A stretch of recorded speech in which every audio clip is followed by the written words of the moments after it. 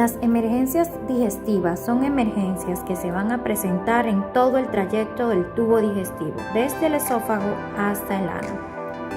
El tubo digestivo posee la función de recibir los alimentos, digerirlos y convertirlos en nutrientes. La afectación de cualquiera de sus órganos puede comprometer la vida del paciente. El esófago tiene la función de tragar los alimentos y dirigirlos hacia el estómago. Las lesiones son poco frecuentes, pero es muy probable que algo que cause una afectación esofágica también se convierta en una emergencia estomacal. Las perforaciones esofágicas regularmente son por causas iatrogénicas, tumor de esófago, reflujo gástrico con ulceraciones, cirugía previa en el esófago, ingestión de objetos extraños o químicos de uso doméstico o uso industrial. Otra causa también son las pilas de botón y el ácido de batería, así como también el traumatismo o lesión de tórax y el esófago. Los síntomas pueden ser desde un dolor grave, agudo, constante y que se irradia hacia la espalda. La perforación en la parte alta produce rigidez de cuello y burbujas de aire por debajo de la piel. La perforación en la porción media puede producir dificultad para deglutir, dolor torácico y problemas para respirar. En la exploración física se encontrará rigidez abdominal, fiebre, hipotensión, taquicardia, enfisema y derrames pleurales que se van a presentar en el 50% de los pacientes. Las pruebas que realizaremos serán radiografía de tórax, donde se va a ver aire en los tejidos blandos del pecho y líquido infiltrado desde el esófago hacia el espacio alrededor de los pulmones. Una radiografía con medio de contraste puede ayudar a localizar exactamente el sitio de la perforación. El tratamiento será administración de antibióticos intravenoso como profilaxis, drenar el líquido que se acumuló alrededor de los pulmones con una sonda pleural en caso de ser necesario, y quirúrgicamente va a depender de la localización y el tamaño de la perforación. También puede ser utilizada una endoprótesis esofágica. En cuanto a las complicaciones y el pronóstico, es muy común que se dé infección alrededor de los pulmones o que se formen abscesos esofágicos debido a la infección. Son lesiones de buen pronóstico siempre y cuando la cirugía se realice en las primeras 24 horas. La ingestión de cuerpos extraños es muy común en niños y regularmente se dan en la porción proximal del esófago. En los adultos es menos frecuente y puede deberse a la impactación de un bolo alimenticio o el enclavamiento de espinas, huesos o artículos que hayan tragado. Regularmente se ve en reclusos y en pacientes enajenados mentales o adultos susceptibles a enfermedades esofágicas. Las manifestaciones van a ser evidentes como dolor retroesternal, disfagia, abscesos, tos, asfixia, vómitos, aspiración, y es posible que el paciente no pueda tragar. Los adultos con un cuerpo extraño por lo general informan antecedentes de haber ingerido el objeto. Las complicaciones pueden ser obstrucción de vía respiratoria, estenosis y perforación esofágica. Los estudios que se van a utilizar son radiografía simple para identificar los objetos radioopacos y una tomografía computarizada. Una endoscopía de emergencia será necesaria en caso de obstrucción completa. La úlcera péptica no es más que la aparición de una llaga en el recubrimiento de la mucosa gástrica, productos a procesos inflamatorios no controlados y que pueden afectar el esófago, estómago y el duodeno. Las manifestaciones clínicas van a estar representadas por la pirosis, reflujo gastroesofágico, dolor epigástrico, náuseas y vómitos y pérdida de peso. El diagnóstico lo vamos a hacer mediante los antecedentes médicos referidos por el paciente y una exploración física, aunque el método ideal para la confirmación de dicha patología es una endoscopía digestiva alta. El tratamiento vamos a utilizar los que son los inhibidores de la bomba de protones. Dentro de ellos tenemos el omeprazol y sus derivados, así como también los antagonistas de los receptores de la histamina, como lo es la raripirina y sus derivados, y también los antiácidos. Cuando esta patología evoluciona de manera crónica nos puede llevar a complicaciones, y dentro de esas complicaciones vamos a tener hemorragia, perforaciones, obstrucciones y úlcera refractaria, lo que nos puede llevar al paciente a una emergencia. Ya entrando a lo que es la colecistitis, que no es más que la inflamación de la vesícula biliar, que generalmente ocurre cuando hay un bloqueo en el drenaje biliar, que generalmente es debido a una presencia de cálculos biliares. Las manifestaciones clínicas de esta patología van a estar representadas por un dolor epigástrico, cálculos biliares, signos de morfio positivo y una hipersensibilidad dolorosa en el cuadrante superior derecho. El diagnóstico lo vamos a hacer mediante pruebas de laboratorio, como son el recuento de leucocitario, concentraciones séricas biliares, fosfatasa alcalina, así como también pruebas de imagen, como es la ecografía, tomografía computarizada, la gammagrafía, entre otros. Ya para el tratamiento va a ser basado en lo que es la hidratación, la administración de antieméticos, analgésicos parenterales, sonda nasogástrica, antibióticos, interconsulta médica. Cuando esta patología evoluciona de manera crónica, no puede producir lo que son complicaciones, y dentro de ellas están la perforación, fístula, peritonitis generalizada, septicemia o agravamiento de una enfermedad, como es la presencia de descompensación cardíaca, pulmonar, renal o hepática. Entrando ya a lo que es con la colangitis, que no es más que una inflamación del árbol biliar, que generalmente es causada por una obstrucción y que va a estar representada por la sintomatología, como son el dolor en el cuadrante superior derecho, fiebre y escalofrío, orina oscura, náuseas y vómitos y ictericia.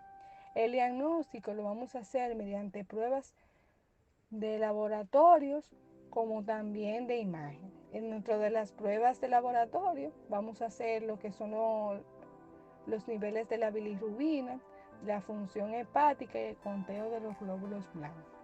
Ya como método diagnóstico utilizaremos lo que es la ecografía abdominal. Ya entrando al tratamiento, se va a ser basado en lo que es la hidratación del paciente, control de náuseas y vómitos con la administración de antieméticos, sonda nasogástrica, tratamiento antimicrobiano, como dentro de ellos tenemos la cefalosporina, interconsulta de los servicios de cirugía y la hospitalización del paciente. Ya entrando a lo que son las complicaciones, esta patología, cuando evoluciona de manera crónica, puede presentar lo que son la cirrosis hepática y una insuficiencia hepática, lo que nos puede llevar al paciente a una emergencia.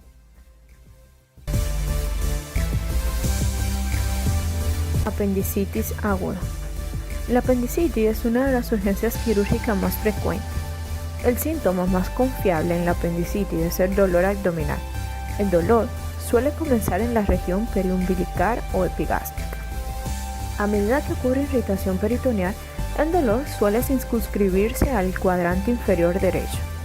Otros síntomas asociados a la apendicitis son anorexia, náusea y vómito, pero estos síntomas no son sensibles ni específicos. El diagnóstico de la apendicitis aguda se basa principalmente en las manifestaciones clínicas. Los síntomas con gran sensibilidad para la apendicitis son el dolor en el cuadrante inferior derecho, dolor que ocurre antes del vómito y antecedentes de ningún dolor similar previo. El punto característico del dolor máximo en la palpación es en el cuadrante inferior derecho, inmediatamente debajo de una línea trazada entre el ombligo y la espina ilíaca anterosuperior derecha, que es el punto de Magnum. Se considera que la migración del dolor es muy específica de la apendicitis. Los signos físicos con gran especificidad son rigidez abdominal en el cuadrante inferior derecho y signo de psoas positivo, signo del obturador y signo de Magnum. El tratamiento inicial en urgencia es contratar al servicio de cirugía y, una vez diagnosticada, aplicar analgésicos. Posterior a esto se realiza una apendicectomía si es necesario. Ruptura del bazo. El bazo es un órgano que se sitúa en una situación de fragilidad, al situarse en una región superior izquierda del abdomen sin protección ósea. La causa más típica que puede originar una ruptura del bazo suele ser un traumatismo abdominal. generalmente por un accidente de tráfico o por golpes violentos, aunque también puede romperse debido a un agrandamiento del vaso, por ejemplo, debido al virus de Epstein-Barr, lo que produce una ruptura de la membrana, suponiendo una gran complicación, ya que este órgano alberga gran cantidad de sangre que pasa por su interior, pudiendo llegar a existir una hemorragia incontrolada. Síntomas. La lesión traumática o ruptura del vaso puede provocar dolor. Este dolor se localiza en la parte izquierda del abdomen, justo debajo de la caja torácica. En ocasiones, se siente el dolor en el hombro izquierdo. Los músculos abdominales se contraen de manera refleja y el abdomen se vuelve rígido. Si la hemorragia es abundante, se presentan señales de shock, como la presión arterial baja, cae y el sujeto siente mareo, presenta visión borrosa y confusión, hasta incluso pérdida del conocimiento. Diagnóstico. El diagnóstico se va a realizar mediante ecocardiografía o tomografía computarizada. Si se sospecha de una hemorragia grave, se interviene quirúrgicamente de manera inmediata para realizar el diagnóstico y controlar la hemorragia.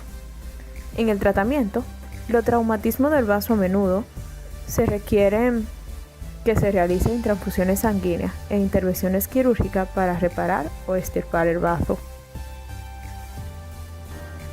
En una pancreatitis biliar, que ésta se caracteriza por la presencia de cálculos retenidos en el conducto biliar común, no será indicado un tratamiento de sostén o conservador, sino más bien una colecistectomía. La colecistectomía será indicada a pacientes que presenten necrosis pancreática y que también desarrollen complicaciones catastróficas de la propia pancreatitis, como hemorragias, infarto intestinal, síndrome compartimental intraabdominal o perforación. También otras causas de la pancreatitis biliar pueden ser por pseudoquistes grandes, que pueden ser sintomáticos o complicados, pero esto puede tratarse con opciones quirúrgicas, radiológicas y endoscópicas, claramente teniendo en cuenta la ubicación, el tamaño, la anatomía del conducto pancreático y también la experiencia local. Por otra parte, tenemos lo que son las hemorragias de tubo digestivo, tanto alto y bajo. Todo el tratamiento varía enfocado en tres grandes entidades, que son primario, secundario y cirugía. Primario, donde van a tener prioridades las medidas de reanimación inmediata, y secundario, donde se va a hacer endoscopía, porque esta es la técnica que es más precisa para identificar dicha hemorragia. La cirugía, que es el punto donde nos interesa, en los pacientes que no respondan al tratamiento primario y secundario, entonces puede ser necesaria la intervención quirúrgica de urgencia. Por tal razón, es prudente la valoración por los cirujanos en los pacientes que se encuentren hospitalizados. Ahora bien, los pacientes que continúan con hemorragia y en quienes fracasa la hemostasia por endoscopía en una hemorragia de tubo digestivo bajo, entonces va a necesitar también una cirugía de urgencia, donde es prudente entonces la valoración por un cirujano junto con la valoración de un gastroenterólogo en caso de una hemorragia incontrolable.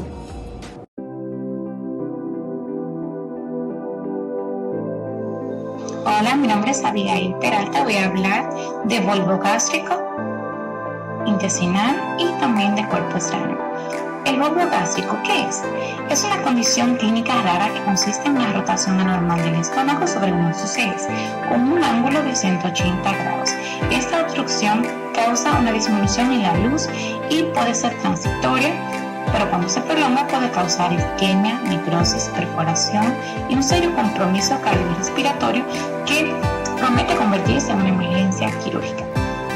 Produce síntomas inespecíficos, por lo cual se hace difícil su diagnóstico.